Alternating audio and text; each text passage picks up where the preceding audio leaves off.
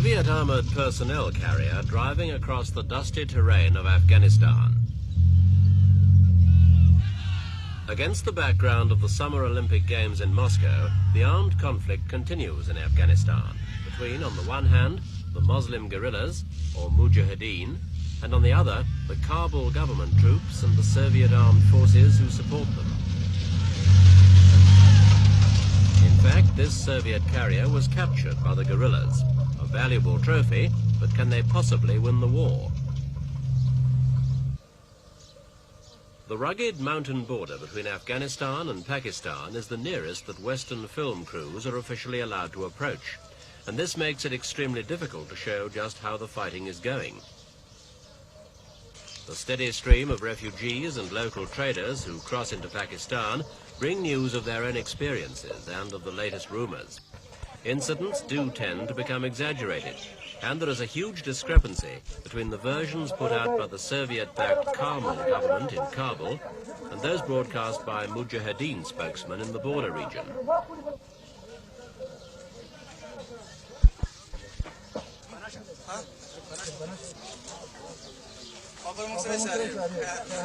If all the claims of the Islamic guerrillas were totted up, then almost the entire Soviet force of over 100,000 men would have been destroyed. But according to the Kabul government, peace and quiet has been restored to the country, only briefly disturbed by small groups of bandits operating as lackeys of imperialism.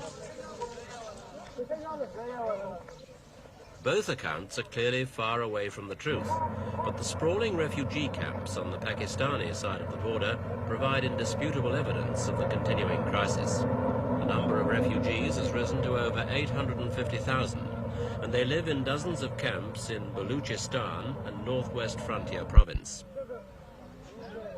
Fortunately, Afghans and Pakistanis from each side of the border are mainly Pashto-speaking Pathans, sharing a common lifestyle. There's a strong tradition of hospitality in the region, so the refugees are not resented. And being hardy mountain people, they are almost completely self-reliant. They are provided with tents and some food by Pakistani and international aid groups and ask for nothing else, because they are a proud people too.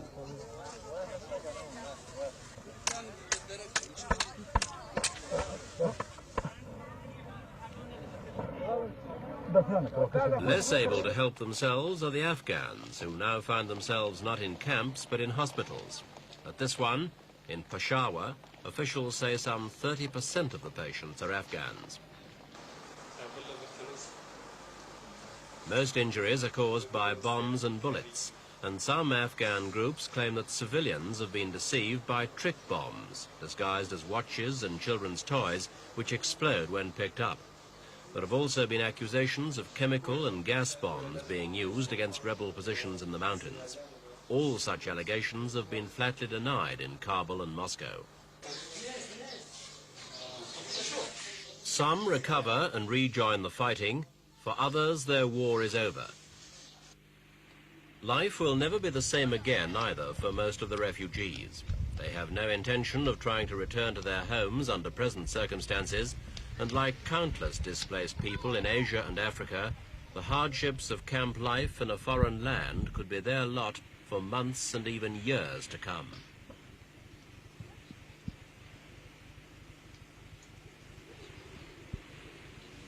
Another camp, but one with a difference. Up to 90% of the people in the main refugee camps are women, children and old men. Here it's quite the reverse. This is the headquarters in exile of Hezb-e-Islami Afghanistan, one of the most active Muslim guerrilla groups.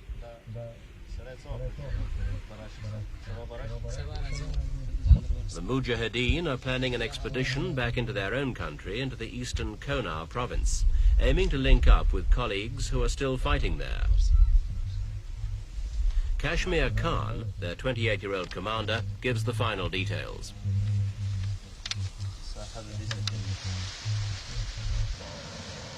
As the crow flies, the trip is less than 20 kilometers, but it's going to take a full 2 days on foot, climbing to heights of 3,000 meters. Our film crew is invited along, dressed as Pathan tribesmen. We are going to see for ourselves just what is happening over the border.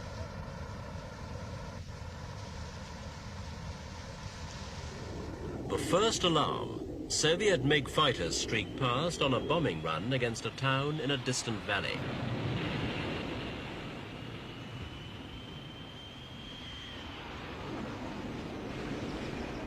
Wave after wave of aircraft hit the town, Jigal, former population 20,000 and the home of Kashmir Khan. The air attack was a grim reminder of the superiority of the Soviet weaponry. Our group was equipped only with puny small arms, but it was decided to press on deeper into Afghanistan. At least the MiG jets weren't a big threat to us. They fly too fast to be able to see individuals who take cover or stay motionless when the planes approach.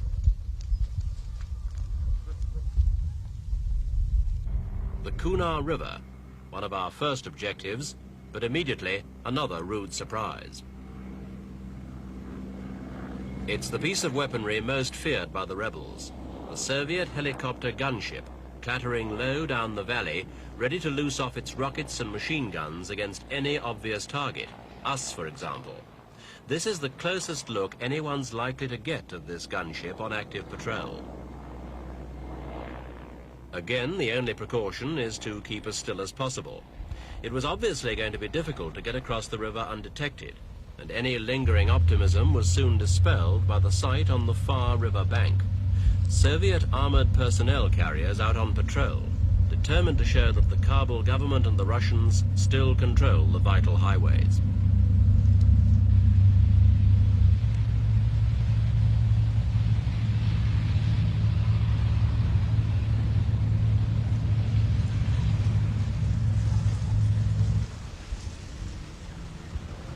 A Russian tank was also part of the convoy. To fire on the vehicles could have proved suicidal. It would have betrayed our position, and a T-62 tank could have blasted us off the hillside within seconds. Further along the valley, a grim sight, the abandoned village of Chinkolak, its wheat fields left to rot. And nearby, Baghdad, once home for 2,000 villagers who all fled before the Russians attacked. Every building is bomb damaged, and many cows and sheep were killed. The Mujahideen had seen enough. It would have been folly to press on across the Kunar River, because the Afghan army and the Russians clearly have the whole region in an iron grip. That's the sad news they brought back to base in Pakistan.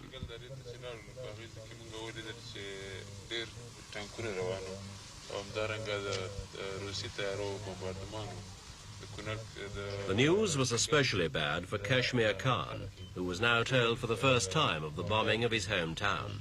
And after hearing eyewitness accounts from his men of the Russian tanks and helicopters, the abandoned towns, he will have to think seriously about repeating such missions.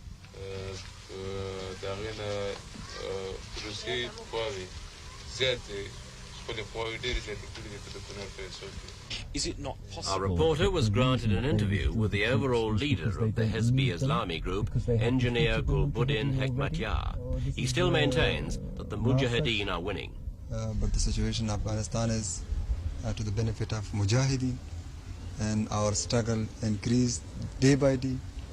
And now there is no an area which is completely under control of Russians. More than 80% of Afghan territories under control of Mujahideen. And their troops have some minor control just on big cities and main roads. And the situation in big cities, you know what is that. Every day there are demonstrations. Afghan army is actually finished, and universities and schools are closed. No one goes to their offices. This is the situation in big cities. So this is not such that these troops were not in need. Now there is 120,000 of Russian troops in Afghanistan. And their advisors, their officers, are asking day by day for more troops to be sent to Russia, to Afghanistan. And they are sending every day more troops to Afghanistan.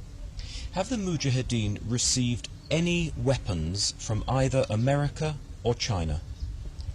We haven't received any weapon, any aid from any official source. And due to American our position is clear. We will never ask any such country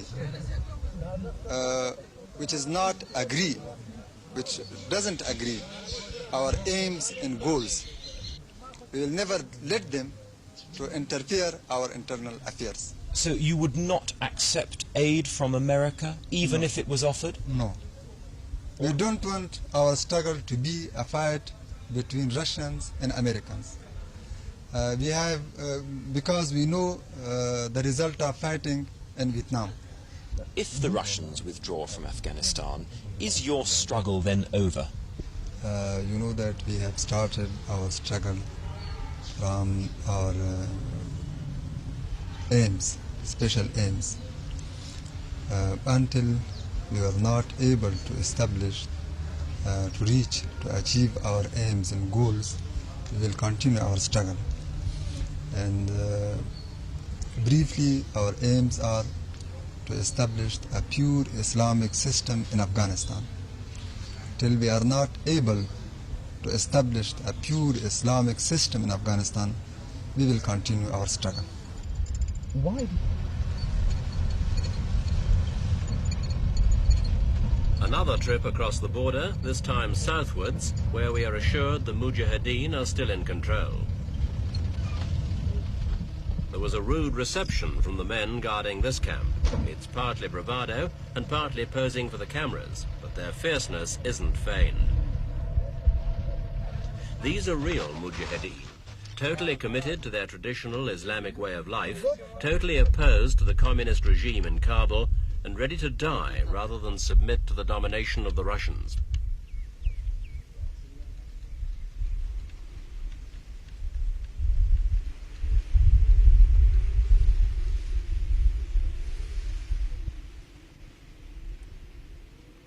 Their flag lies unchallenged in this hidden valley, and after checking all our identities, the outpost guards let us through. We, the foreigners, have to swear solemnly not to reveal the location of the camp, because it has been made the group's headquarters for the region. The Russians would love to destroy it if they had the chance.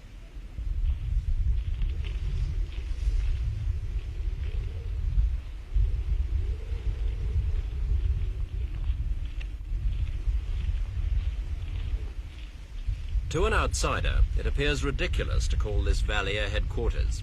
But the point is that the rebels cannot afford to build up an impressive base. That could soon be spotted from the air and smashed with bombs, rockets and bullets.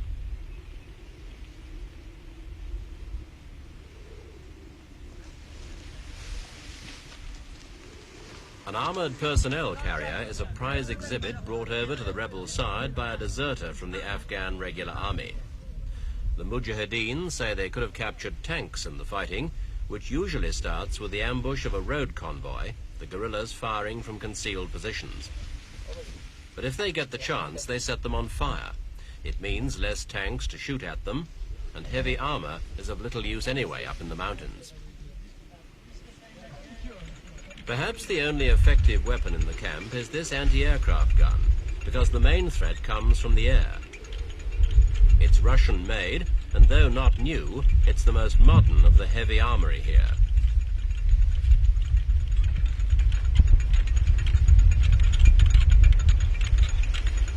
Again, it has been taken from an Afghan unit by a deserter. The Russians haven't bothered to bring in any anti-aircraft guns because the rebels have no aircraft.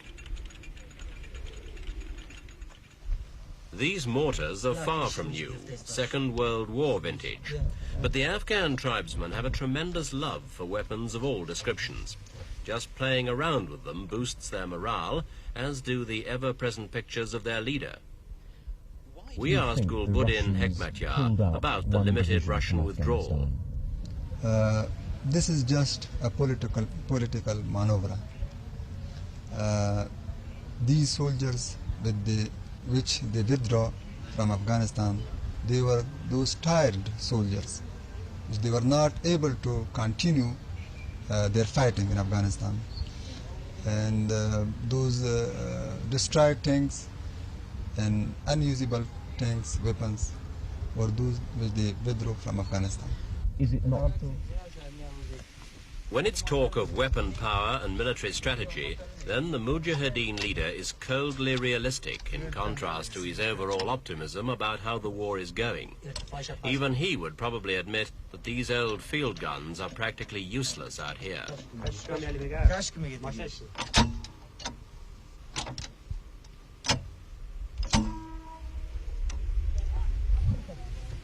The bravado which the Mujahideen never failed to display when meeting foreigners was given full expression aboard the captured troop carriers.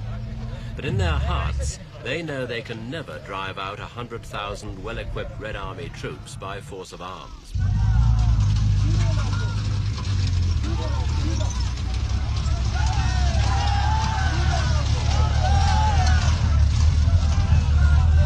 Independent reports from Kabul and around other parts of Afghanistan say there is every sign that the Russians are preparing for a long stay. Their tactics of destroying towns and villages where the guerrilla enemy might find refuge have meant that the rebels have had to retreat further into the mountains to lay ambushes or blow up bridges when and where they can.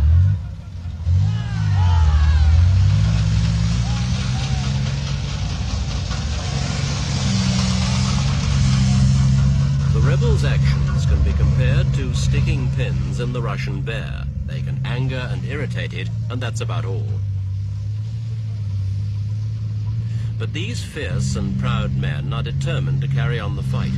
Their goal is to inflict on the Russians the same kind of defeat that the Vietnamese inflicted on the Americans. They're unlikely to succeed, but it seems certain that they'll never stop trying.